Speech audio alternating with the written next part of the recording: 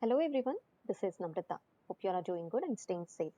Today we'll be discussing another interesting feature related to Spring 22 release that's associated with Experience Cloud, which is Archive Experience Cloud sites.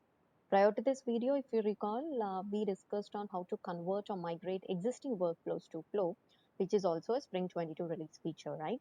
So you can go through that specific video in detail, which will provide you some insight on how do you migrate the existing workflows to Flow.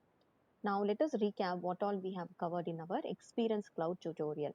We have around 13 videos related to Experience Cloud, and I have explained each video in detail in our LinkedIn page. So if you could navigate to our LinkedIn page SFDC One Stop, wherein you can get the details about all the videos related to Experience Cloud. We have described each video in detail, like we have around 13 videos.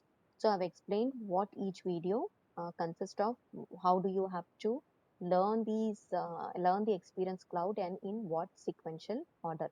So suppose for example here, if I just navigated to my LinkedIn page SFDC One Stop, here as soon as if you wanted to start the Experience Cloud from the scratch, I would suggest you to follow this specific session, Salesforce Experience Community Cloud or Experience Cloud Session 1. So this will be the starting point to get started with Salesforce Experience Cloud. Here I have provided all the details what has been covered in this specific video session. Like if you wanted to create an external user, how do you create an user, how do you modify the page layouts, and then finally how can you make changes to the builder according to your business requirements, followed by various other sessions like session 2. It's mainly related to the community builder. Then if you wanted to mainly concentrate on the partner community, you can get the details. You can go through the specific video. In this video we'll be mainly covering the partner community and other details. So you can go through our SFDC One Stop LinkedIn page, wherein we have all the details updated for all your reference. Now let's get started and get into our Spring 22 feature, wherein we can archive the Experience Cloud site. So what does that mean? If you remember, in our Experience Cloud, prior to the Spring 22 release, you can create up to 100 sites, right? So let's go to our sandbox. This is a sandbox which is not Spring 22. So let's navigate to all sites here. I just wanted to show you the difference between the non Spring 22 sandbox and non Spring 22 sandbox. So here you can see that at maximum you can create 100 published and unpublished sites. But now with Spring 22, what you can do is you can archive a site which is not really needed by your business. So you can archive up to 100 sites.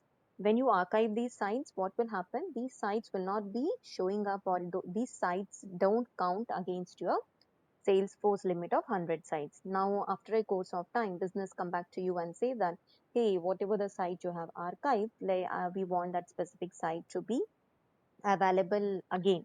So rather than recreating the site from the scratch, since you have already archived that specific site, you can make use of the feature called as an archive, and you can use that specific site based upon your business requirement.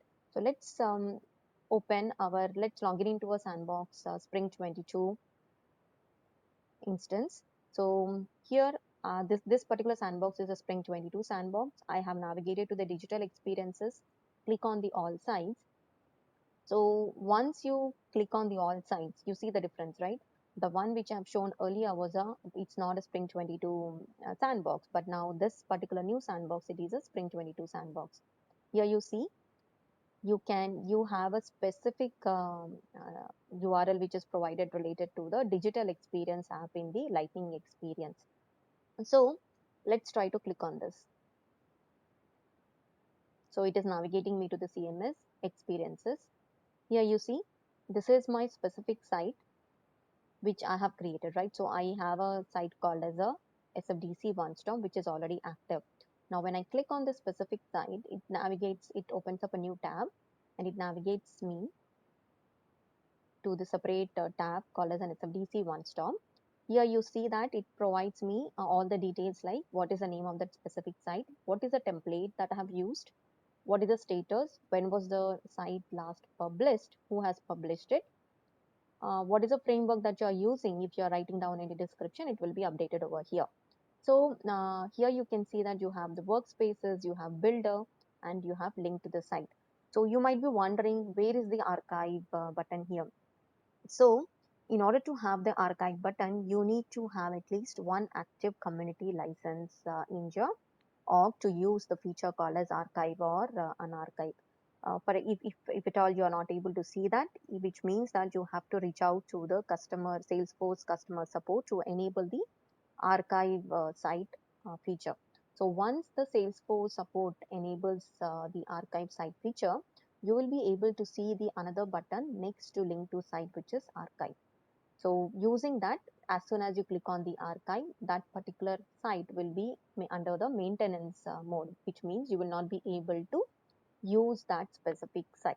Now, as per the scenario, as I mentioned, if business comes back to you and they says that, okay, let's use the archive site or the old site, you can very well go ahead and unarchive it and make the site available for usage. And if you are making any changes to that specific site, you can go ahead and publish the changes as well. So that's how you will be able to archive or unarchive any experience cloud sites as a part of this Spring 22 release feature. I hope you are able to understand how to archive or unarchive any specific site related to the Experience Cloud as a part of the Spring 22 release feature. Until we come up with our next video session, please to take care. Signing off, Namrata Karyala. Bye bye.